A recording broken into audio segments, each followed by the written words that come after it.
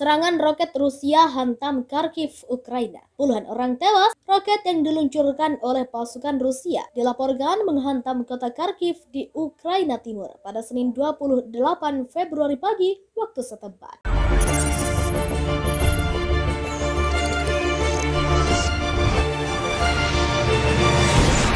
Serangan ini terjadi pada hari kelima invasi Rusia di Ukraina. Akibat hantaman roket ini, puluhan orang tewas dan ratusan lainnya luka-luka. Kabar ini disampaikan oleh penasihat Menteri Dalam Negeri Ukraina, Anton Hereschenko, dalam unggahan di Facebook resminya. Kharkiv baru saja diserang besar-besaran dengan Grad roket-roket, puluhan orang tewas dan ratusan luka-luka, ujar Hereschenko, sebagaimana dikutip dari Reuters pada Senin 28 Februari. Di hari yang sama, kota Chernihiv juga dikabarkan menjadi target serangan rudal Ukraina. Sebuah gedung tempat tinggal di kota sebelah utara itu dihantam dengan rudal, hingga 2 lantai bawah mengalami kebakaran hebat. Belum diketahui berapa jumlah korban dalam insiden di Chernihiv. Media The Kyiv Independent juga beberapa kali melaporkan terdengarnya sirine peringatan serangan udara di berbagai kota, mulai dari Kyiv, Chernihiv, Vinnytsia, dan Chernivtsi.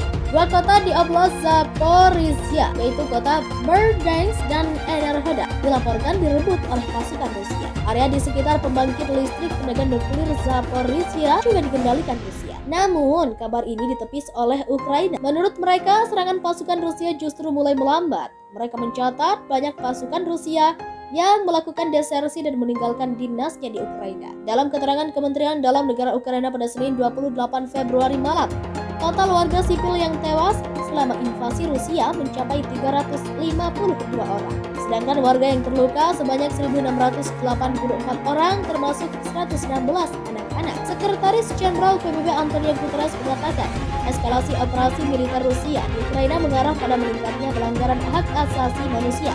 Badan Global itu memantau pelanggaran-pelanggaran itu dengan tim di lapangan. Peningkatan operasi militer oleh Federasi Rusia di Ukraina mengarah pada peningkatan pelanggaran hak asasi manusia, kata Guterres dalam pidato yang direkam pada pembukaan Dewan Hak Asasi Manusia di Jenewa. Kita harus menunjukkan kepada semua orang di Ukraina bahwa kita mendukung mereka di saat dibutuhkan. Dalam pidato yang sama, Guterres mengatakan bahwa sebuah laporan yang akan diterbitkan pada Senin oleh panel PBB tentang adaptasi terhadap perubahan iklim mewakili lonceng kematian lain untuk dunia yang kita kenal dan mendesak kepatuhan terhadap kesepakatan Paris 2015. Sebelumnya, Rusia menggunakan hak vetonya terhadap draft resolusi DKPBB tentang kecaman invasi Rusia ke Ukraina. Rancangan resolusi DKPBB itu menuntut Rusia segera menghentikan penggunaan kekuatannya terhadap Ukraina dan segera sepenuhnya dan tanpa syarat menarik pasukan militer dari perbatasan wilayah Ukraina yang diakui internasional.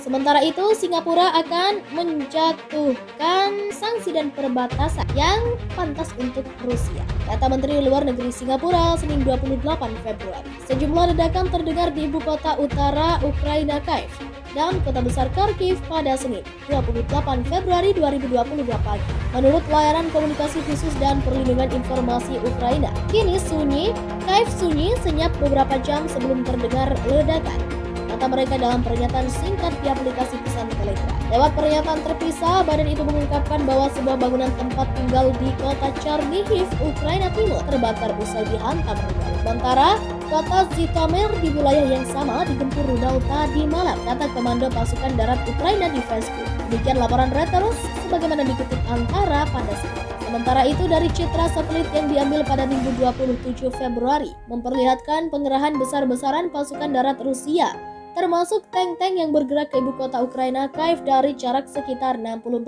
km. Masih menurut laporan Reuters yang dikutip Antara, gambar yang dirilis Maxar Technologies Inc. itu menunjukkan pengerahan pasukan sepanjang lebih dari 5 km yang terdiri dari ratusan kendaraan militer Rusia. Konvoi kendaraan yang terekam di timur laut kota Ivankiv di Ukraina tersebut membawa bahan bakar, logistik, dan kendaraan lapis baja seperti tank, kendaraan tempur infanteri, dan artileri, kata Maxar.